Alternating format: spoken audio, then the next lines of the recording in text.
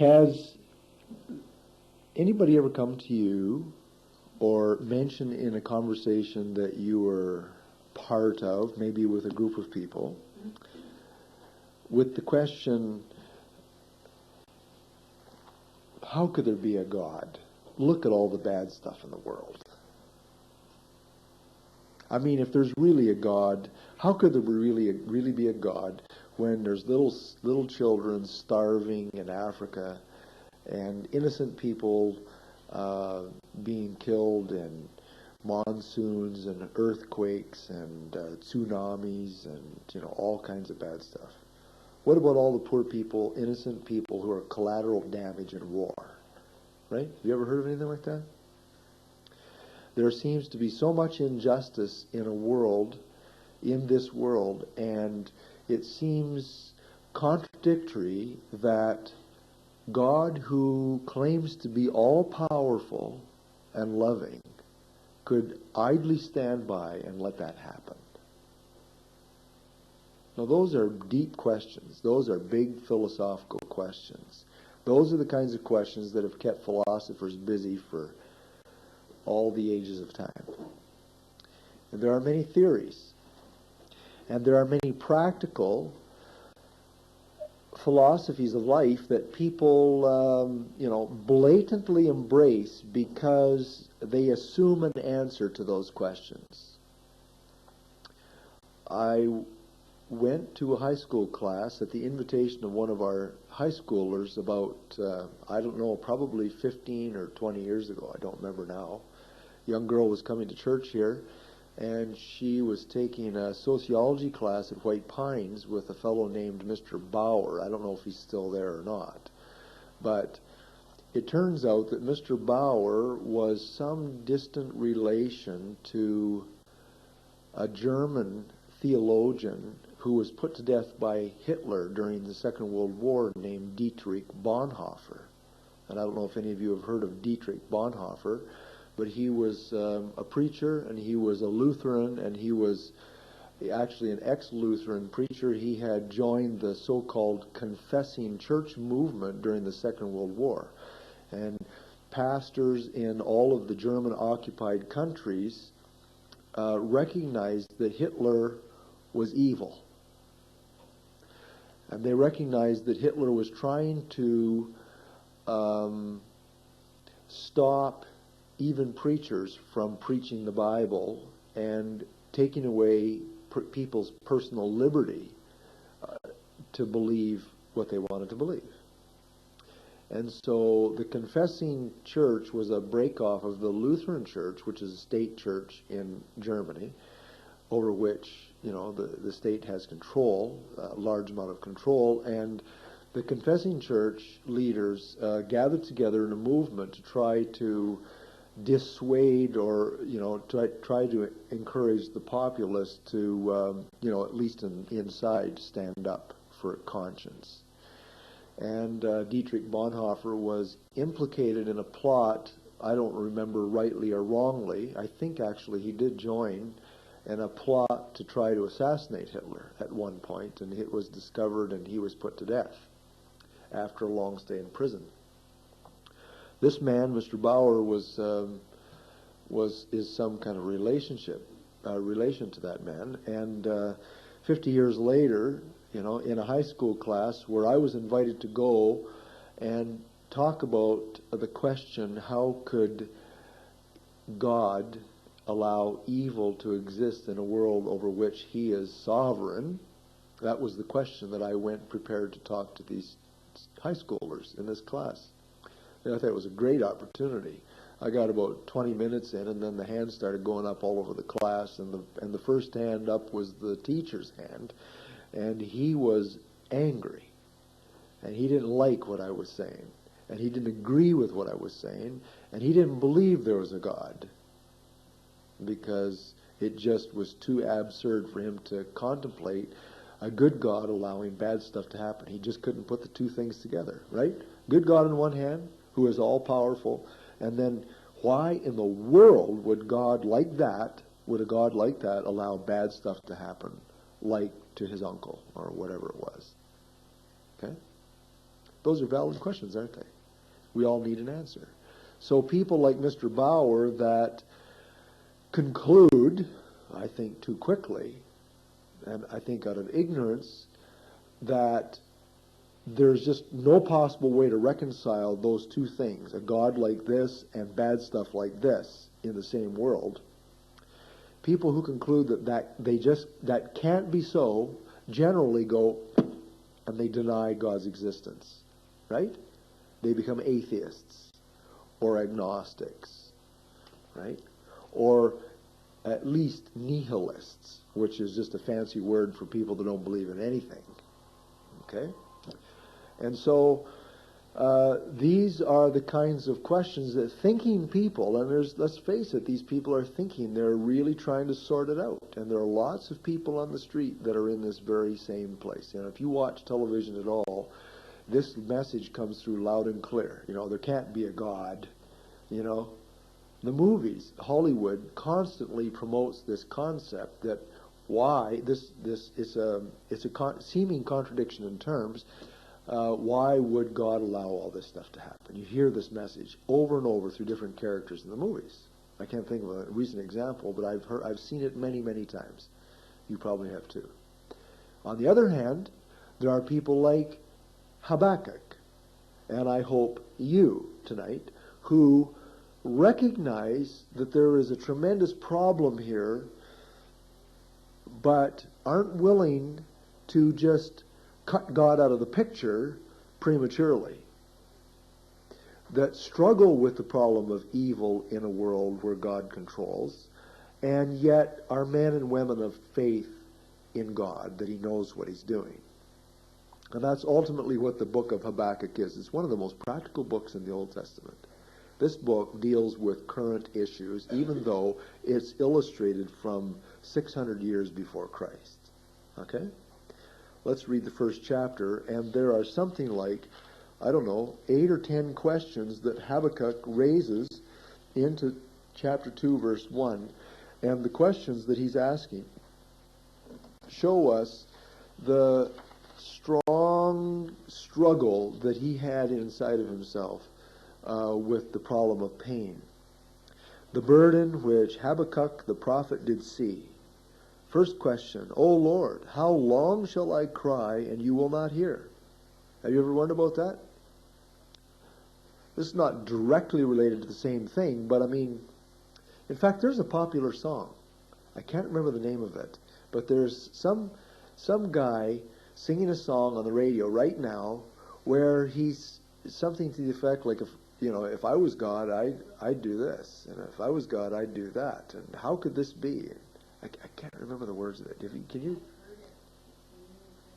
Yeah, it's a new country song, and the guy is it's climbing the charts, and this guy's just, it's like layman's complaints to God. Why? I prayed one day and nothing happened, so is there anybody out there? That's the message of the song. Habakkuk said the same thing. O Lord, how long shall I cry and you will not hear? Even cry out unto thee of violence, and you will not save. Why do you show me iniquity, and cause me to behold grievance? He's complaining about injustice. For spoiling and violence are before me, and there are those who raise up strife and contention. Therefore the law is slacked, and justice doth never go forth, for the wicked doth compass about the righteous. Therefore justice goeth forth perverted. What was it, 6 weeks ago? Christians from all over Sault Ste. Marie gathered in front of Carmen Provenzano's office to pray against this pending legislation being passed in the federal and provincial parliaments on these homosexual bills that were being promoted. And we prayed, and we asked God to stop it. And God's answer was, no. Let it go. Right? It was a clear no to our requests. At least a specific request to stop the legislation from being passed. God said no to our request. Habakkuk said, I prayed, and and I see injustice growing, and it doesn't seem fair. It's just, why do you allow this to happen? Have you ever thought about that? God has his reasons, as we're going to see. Behold, he continues in verse 5, among the nations, and regard, and wonder marvelously, for I will work a work in your days, which you will not believe, though it be told you. This is an amazing, unbelievable thing the prophet says. God gives the prophet this answer. For lo, I raise up the Chaldeans, you might as well say the Iraqis, that bitter and hasty nation, which shall march through the breadth of the land, and we're talking about Israel, to possess the dwelling places that are not theirs. They are terrible and dreadful. Their judgment and their dignity shall proceed from themselves. Their horses also are swifter than the leopards, and are more fierce than the evening wolves. And their horsemen shall spread themselves, and the horsemen shall come from far. They shall fly like the eagle that hastens to eat. They shall come all for violence. The set of their faces is forward, and they shall gather the captives as the sand. And they shall scoff at the kings, and the princes shall be a scorn to them. They shall deride every stronghold, for they shall heap dust and take it. Then shall his mind change, and he shall pass over and offend, imputing this his power unto his God. So, one of the big problems that Habakkuk reveals here is that he is aware of God's message to him, a prophet, that this pagan nation is going to be an instrument in God's hand to invade the Jews' homeland, and he's going to be victorious against all the princes, right, and all the people in Jewish authority, and he's going to attribute his success to the gods of Chaldea. So Habakkuk says in verse 12, Are you not from everlasting, O Lord? I thought you were from ever. O Lord my God, my Holy One, we shall not die. O Lord, you have ordained them for judgment, and O mighty God, you have established them for correction. Now he's beginning to think about, and to reflect upon, how could God use wicked people to judge other wicked people? I mean, Israel was wicked. In the days of Habakkuk, they were idolatrous. They had long turned away from God's law. It was a nation in decline, just like ours. And it doesn't make sense that God would use wicked people over there to judge wicked people here. Does it? Verse 13, You are of purer eyes than to behold evil, and you cannot look on iniquity. Why lookest thou upon them that deal treacherously, and holdest thy tongue when the wicked devoureth the man that is more righteous than he? Obviously, believing Jews would be affected by this Iraqi invasion, right? Are Christians' rights being trampled today? The only group in North America basically that doesn't have rights anymore are born again Christians, because to stand up and to defend righteousness and God's existence and the one and only narrow way of the Bible's way of salvation is to be ridiculed. It's to be ridiculed, right? What religion is taught in the schools today? Not Christianity. It's humanism, secularism, materialism, atheism. And not just humanistically oriented religions, but there are actually occultic religions being taught in the schools of this country. And Habakkuk was watching the same thing happen in his country. He was hearing from God that God was going to use these kinds of people, and he says, how can you do this? There are people in this country that are more righteous than those people. How can you let those people come in here and defeat these people here? It didn't make any sense at all. Verse 14, You make men as the fish of the sea, as the creeping things that have no ruler over them. They take up all of them with the hook. They catch them in their net and gather them in their drag. Therefore they rejoice and are glad. Therefore they sacrifice to their net, burn incense to their drag. Because of them their portion is fat and their food plenteous. Shall they therefore empty their net and not spare continually to slay the nations? You see, Jeremiah was one such person. Ezekiel was one such person. Daniel was one such person, and his friends. These were righteous people. Jeremiah wasn't taken captive, but he was reduced to poverty because of the invasion of the Babylonians.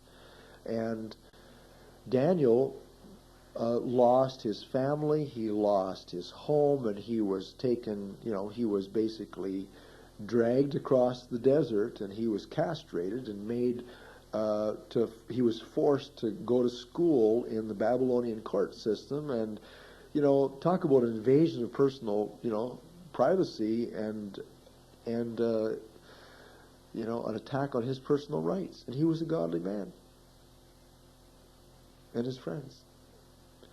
And Habakkuk really wrestled with this. Well, how come bad stuff happens to good people? And how come the wicked seem to get away with it? Now, those are questions that you will and I will continue to ask ourselves. And there are subtle hints in the rest of this book that answer these many questions. In fact, the last question that he asks is in the first verse of chapter 2. He says, I will stand upon my watch and set myself upon the tower and will watch to see what he will say to me and what I shall answer when I am reproved. So he says, well, what are you going to say, Lord? Here we go. Here's God's answer. And the Lord answered me and said, now hear this out, because this is the practical, the answer that God gives to these deep philosophical questions is in several parts. Number one, the Lord answered me and said, write the vision and make it plain upon tablets that he may run that reads it. For the vision is yet for an appointed time, but at the end it shall speak and not lie. Though it tarry, wait for it, because it will surely come. It will not tarry. What is he saying? He's saying, God is saying to Habakkuk, that I have a message. It spans time. And right now, you haven't read the whole message. There's an end to my message. Someday, you're going to get to the end, and you're going to see it, you're going to read it, you're going to comprehend it. But right now, you only see piecemeal. Isn't that what Paul said in 1 Corinthians chapter 13? Right now, we see as through a glass darkly. Right? Prophecy and tongues and knowledge, they'll pass away, right, someday. And then we will know the Lord even as we are known. There's coming a day, Paul said, hundreds of years after Habakkuk, it was still true for Paul, that we still don't see it all yet. It's getting clearer for us in the 21st century, right? We see more and more of the story that God has revealed. The plan is becoming ever more clear. We see the alignment of the nations over there. We see the growing global movements, global monetary system, global political system, a global desire for peace, one world government. We see the systems being put in place, but we haven't seen it actually being implemented, right? And we haven't actually seen God bring final judgment on the nations, but boy, is it ever getting set up. We see it clearer than the people did 100 years ago, all right? And so the first thing that is implied in God's message to Habakkuk's deep questions, troubling questions, is that there is a vision that I have given to you. I have had many runners that have come and given this vision piecemeal. It's a progressive revelation that I have given through time. Habakkuk wasn't the last one. There were other men after Habakkuk, right? And so he suggests that there is an end, and you must wait for it. So, are you listening? To this question, how could crap stuff happen in this world where God's in control? You just have to tell people, look, the story's not over. Don't get impatient. God is very, very patient. He's far more patient than you. Who are you to demand of God to hurry up or slow down or to do anything overt. He has a plan. He's doing it on his schedule. Why don't you learn what his story is about, what his plan is about, and adjust your thinking accordingly? So, it does not lie. Though it tarry, we must wait for it. It will come to pass. It will surely come. God makes us a promise. It will surely come. So, are you willing to trust that? Are you willing to wait for God to show his hand ultimately in the end? That's what it requires. That's what he requires of men and women of faith. He requires us to depend upon him. People who are not willing to depend upon God to show his hand, and who demand it like little spoiled brats. I want it now. I want it my way. When I ask for it, I don't want to wait any longer. Tell me now, show me now, or I won't believe in you. Right? That's, in essence, a childish mentality. I want what I want, and I want when I want it, how I want it, why I want it, and everything else about it. I want it, and I want it now. I want fast food theology. I want all the answers today, and if you don't give it to me today, if you don't satisfy me today, then I won't believe. There. That's the attitude that people have in our culture. See? And God's answer is, I'm sorry, folks, you have to wait. It's coming. So the next verse is a key verse. It's actually quoted a couple times in the New Testament. Behold, his soul that is lifted up is not upright in him. That's talking about unsaved people. People get proud, right? They get all puffed up in themselves. They think they got it all figured out. Yeah, we're smart. No, such a person is not upright, but the just shall live by his faith.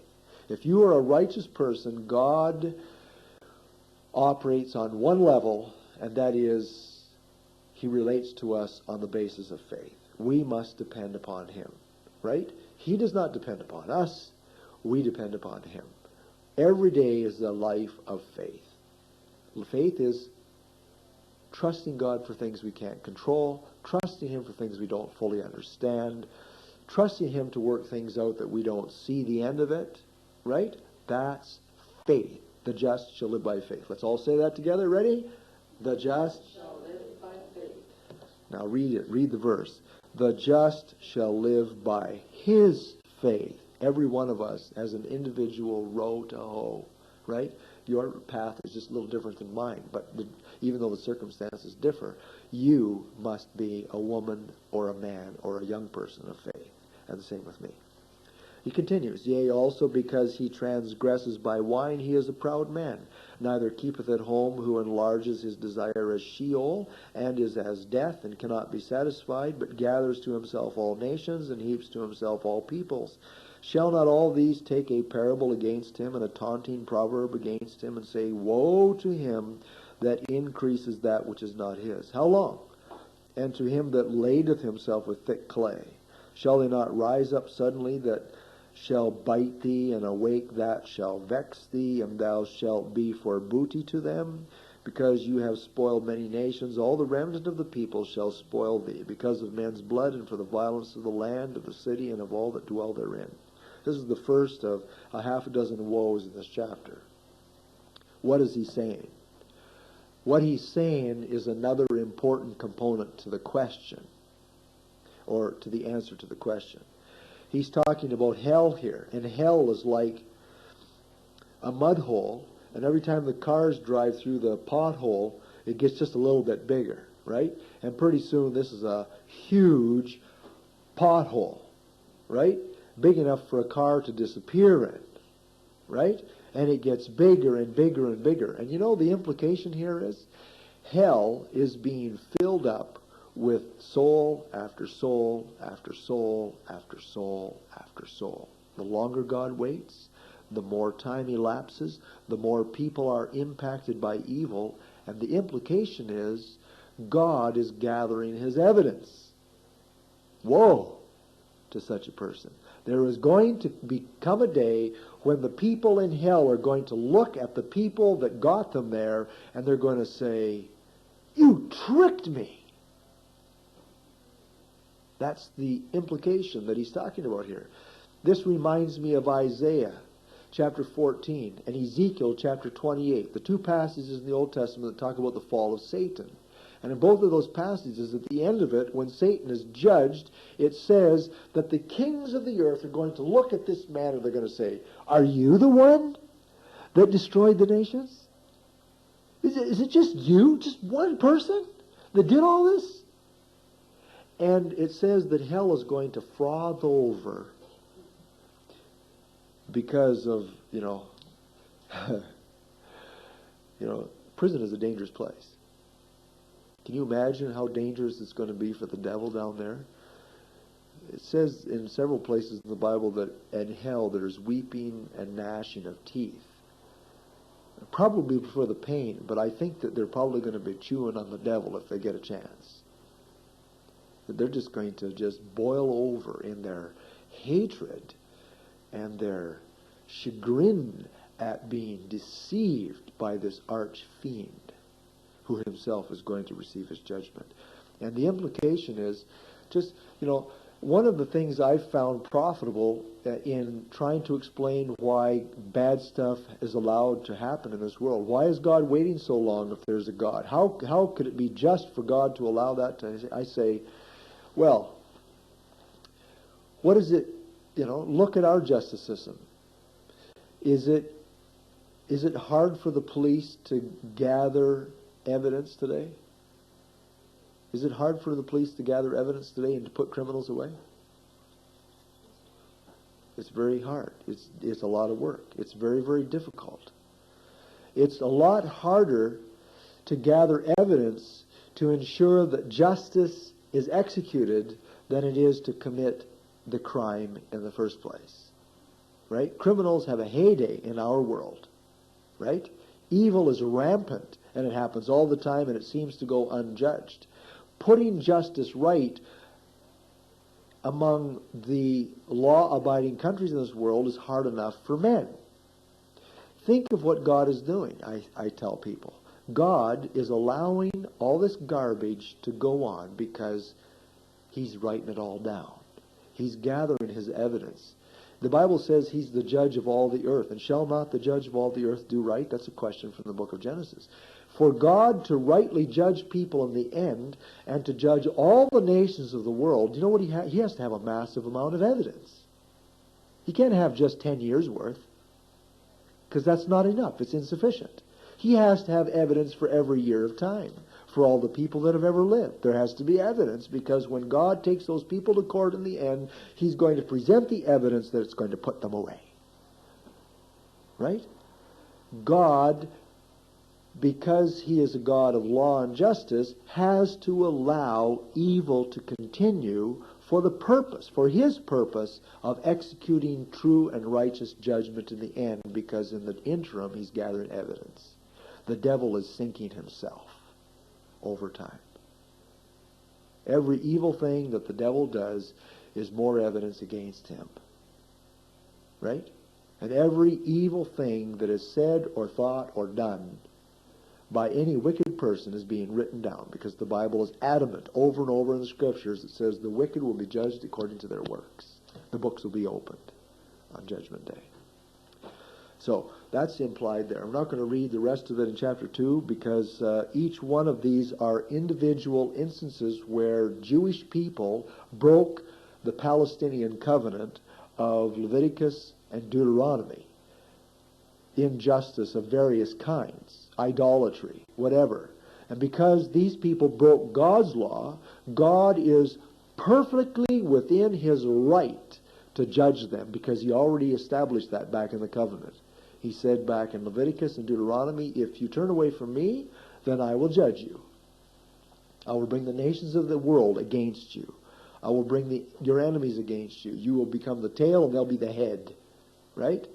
I will bring pestilence and wild animals and disease and crop failures and all kinds of bad things on you. And these, what Habakkuk was watching God do to His people was perfectly just for God to do, because He was merely keeping His part of the bargain. Right? Why should bad things happen to people in this world? Well, let's turn it around. Why shouldn't bad things happen to evil people? Why shouldn't bad things happen in this world? Romans chapter 1 says, the wrath of God is presently being revealed out of heaven against the unrighteousness and ungodliness of men who suppress the truth and unrighteousness. God is angry with the nations today. Now, this book closes with a prayer of Habakkuk. And it's fascinating that in this prayer, he changes his focus off of the problems that he wrestles with, and he transfixes himself with God's person. Look at verse 2. O Lord, your speech. O Lord, your work. Verse 3. God, the Holy One, his glory, his praise. Verse 4. His brightness. He had horns coming out of his hand. His power. Verse 5. Behold, him went the pestilence. The burning coals went forth at his feet. He stood. He measured the earth. He beheld. The end of verse 6, his ways are everlasting. Verse 8, was the Lord displeased against the river? His anger, thy wrath, you did ride upon your horses and your chariots of salvation. Your bow was made quite naked. Your word, you did cleave the earth with rivers. The mountains saw you. Verse 11, the sun and the moon stood still in their habitation. At the light of your arrows they went, and at the shining of your glittering spear, and on and on. This third chapter is actually a Hebrew poem. Did you know that? In the Hebrew language, if I had a Hebrew Bible here tonight, I could actually illustrate this for you, because all of a sudden the language changes, the form changes. Okay, and so the rhyme and the meter changes, the sentence structure changes, even the grammatical forms of the words. In Hebrew it's called the pointing and the vowel system. It even changes. Their punctuation changes when they go from narrative to poetry. And so the first two chapters in this book are regular Hebrew. But when you come to chapter 3, it's poetic Hebrew. The form changes, and Habakkuk breaks into a poem of praise to God, emphasis on God and what he is like, his majesty, his sovereignty, his awesomeness, his intervention in history, what he has done in the past, and what he will do in the future.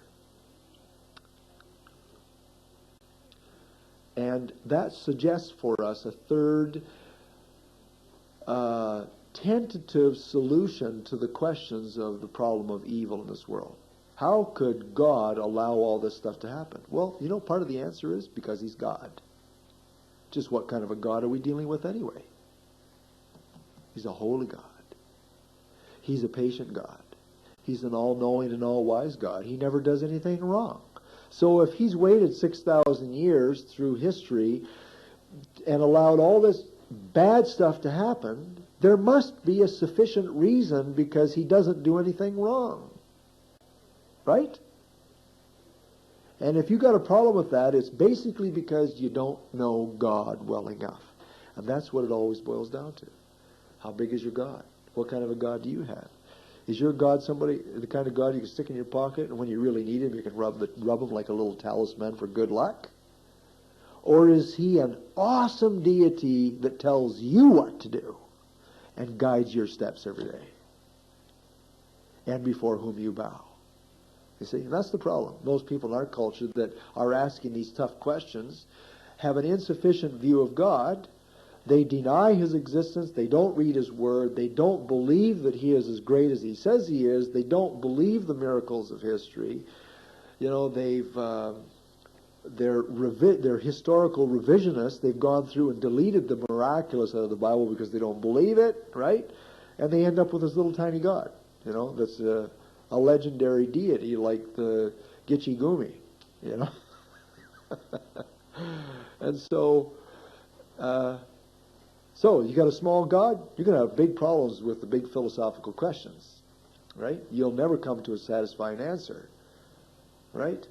You certainly won't be a man or a woman of faith. You're going to turn away from faith in God, at least to a faith in yourself, which you're going to let yourself down sooner or later, probably every day. See? So the closing 3 verses in the book are really a confession of faith that you and I would do well to memorize.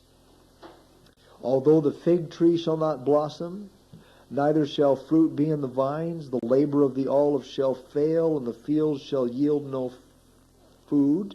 The flock shall be cut off from the fold, and there shall be no herd in the stalls. These are all bad things. Yet, Habakkuk says, I will rejoice in the Lord. I will joy in the God of my salvation. The Lord God is my strength, and he will make my feet like hinds' feet, and he will make me to walk upon mine high places. Let me put that in everyday language. If God gives me nothing but crap, I still won't turn my back on him. Remember Daniel's 3 friends? They stood in front of the king, Nebuchadnezzar, who had lost his mind because they wouldn't bow down and worship him. Right? He was just fuming at the... Right? And they said, you may be the king, but you ain't the King of Kings. And even if you kill us, we will not bow down and worship you, because we fear and honor the Most High God of heaven, who is fully capable of delivering us from your puny little furnace. And the king went, ah! And he said, heat it up 7 times hotter. And then God proved himself. And that's a wonderful foreshadowing of what God is going to do at the end of history. In the book of Revelation, we have 7 years of divine judgment on the world, and it gets hotter every year. Right? And in the end, guess who gets delivered? Believing men and women from the tribulation, the great furnace of fire. And in the end, after that great tribulation, guess who comes out of heaven and shows his face after 6,000 years of human history? Jesus Christ, King of Kings and Lord of Lords. And then all the people like you and me that believe in our heart that he really's there. Right? And all the people who have wrestled and waited and longed with longing and great expectation for him to show his face, then we will rejoice. Right? Then we will rejoice. Right? So the book of Habakkuk is a marvelous little jewel in the Old Testament that wrestles with these great issues, and it suggests for us practical answers that we can actually give to people. What are they? What's the first one? How could there be a good God if he allows bad things to happen? Answer number 1, well, he's not finished his story. Someday you're going to see how good he is. Right? It just looks bad now. Right? That's part 1. Part 2, you have to trust somebody. You might as well trust God. He's great. He's good. He never does anything wrong. Right? Number 3, why shouldn't he allow bad stuff to happen? Have you bowed your knee to him? You know, he's a God of holiness, and he will not brook idolatry or injustice. And so it's fitting that he allows bad things to happen. And number 4, he's gathering evidence for the great day of judgment, because he's a judge of all the earth, and he must do the right thing. Now those are good answers to that question. And they come from the book of Habakkuk. Right? So review it. Write it down on the back of your Bible so you have a ready reference. Okay? Because those are good questions, hard questions. And you're going to hear them probably this week if you talk to people. Some form of those questions you'll get. So be prepared with an answer. Thanks for listening. I quit. Let's pray. You can go. Father in heaven, we thank you that you are a great God. In fact, you are the only God, the one true God. Help us to be men and women of faith, trusting you day by day, waiting on you to show your hand. Build our faith in you, Lord, and strengthen